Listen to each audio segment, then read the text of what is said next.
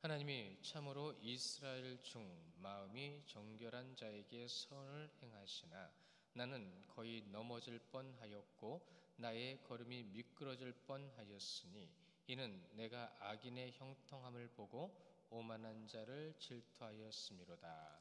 28절 하나님께 가까이함이 내게 복이라. 내가 주 여호와를 나의 피난처로 삼아 주의 모든 행적을 전파하리이다. 아멘. 제가 올라오기 전에 안창호 선생, 도산 안창호 선생의 글을 하나 보게 됐습니다. 뭐라고 그분이 얘기하셨냐면 낭망입니다. 마음이 무너지는 거죠. 낭망은 청년의 죽음이요. 낭망은 청년의 죽음이요. 청년의 죽음은 민족의 죽음이다. 그래서 교회에 젊은 자들이 있어야 되고 젊은 자들이 하나님 앞에 예배해야 되고 안창호 선생의 하나님의 뜻을 하나님의 말씀에 관련된 이 자필 붓글씨가 있는데 나중에 기회 되면 한번 가서 꼭 보세요. 남산에 가면 안창호 선생 거기 기념관이 있습니다. 거기에 보면 하루라도 하나님의 말씀을 보지 않으면 이란 그 문구가 있는데 제일 안 보이는 구석에 박아놨어요. 제가 그거 보고 역시 세상은 이런 식으로도 핍박하는구나 라는 생각을 해봤습니다. 오늘 말씀 길게 안 하고 싶어요. 오늘 73편 1부, 다음 주에 2부 이렇게 할 겁니다. 자, 73편의 말씀. 여러분, 우리가 외국인과 대화할 기회가 거의 없죠. 외국인과 대화를 하게 되면 무슨 일이 가끔 벌어지죠? 예전보다 한국말이 많이 보급이 돼서 외국인들이 한국말 정말 많이 씁니다.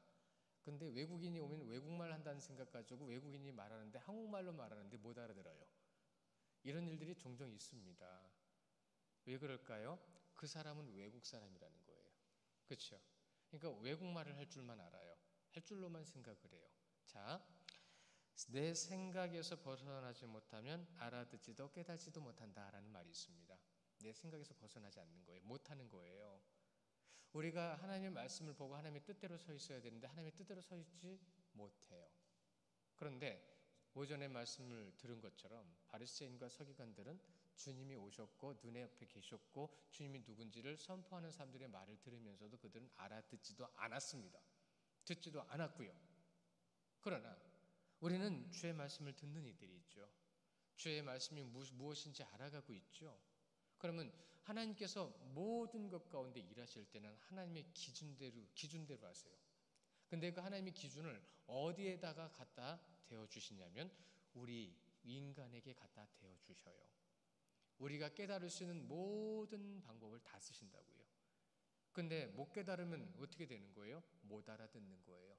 근데 못 알아듣는 이유가 뭐 때문이라고요?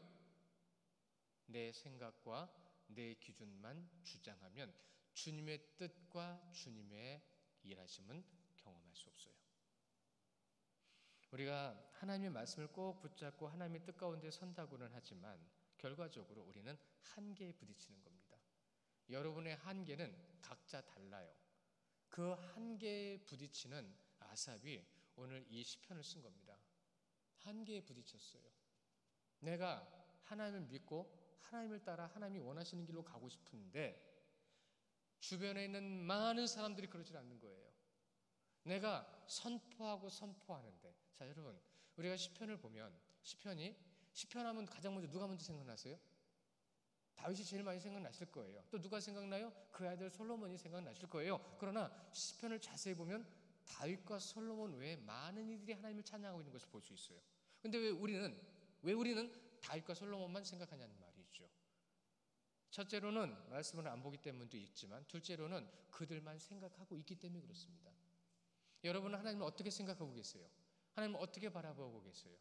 여러분이 바라보고 계시는 그것이 바로 여러분의 신앙이라는 것도 잊지 마셔야 됩니다. 근데 그것을 깨달을 수 있는 방법은 뭐가 있죠? 자, 예를 들면 이런 겁니다. 에스더가요, 한 달 전부터 준비했습니다.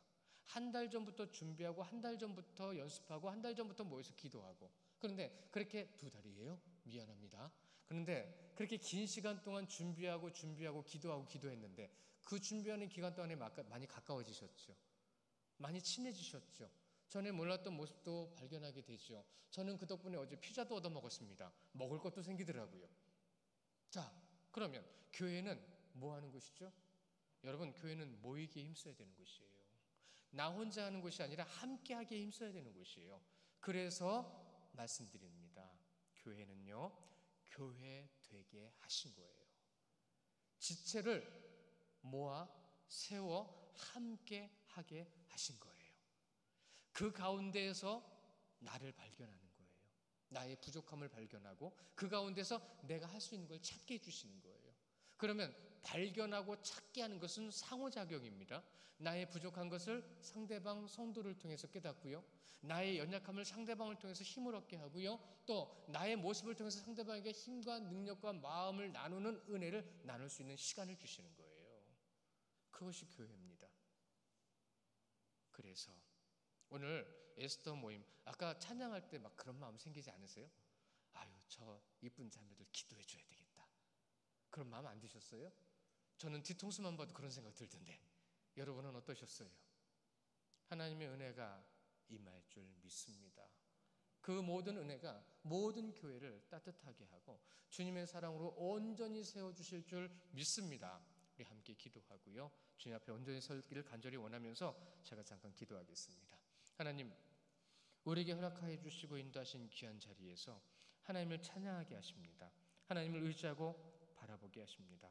무엇보다도 오늘 에스더 헌신 예배로 하나님 앞에 나온 귀한 딸들에게 은혜를 베풀어 주시고 아버지, 여러 가지 모양으로 하나님 앞에 나와야 하지만 나오지 못한 연약함도 있고 함께하지 못한 힘들도 고통도 있습니다. 그러나 하나님이 두 달 동안 준비했던 모습과 또한 하나님께 나와 하나님의 이름으로 쓰임받는 하나님의 귀한 자녀들, 이 시간 하나님의 뜻하신 바대로 온전히 서기를 간절히 원하여 기도하오니 주님께서 친 역사하시고 은혜 내려주시고 능력을 더하여 주시고 주의 뜻을 따라 아버지 앞에 온전히 서게 하여 주옵소서. 하나님 앞에 나누는 모든 시간 가운데 은혜와 능력을 더하여 주시고 주의 놀라우신 뜻으로 세움받게 하여 주시옵소서.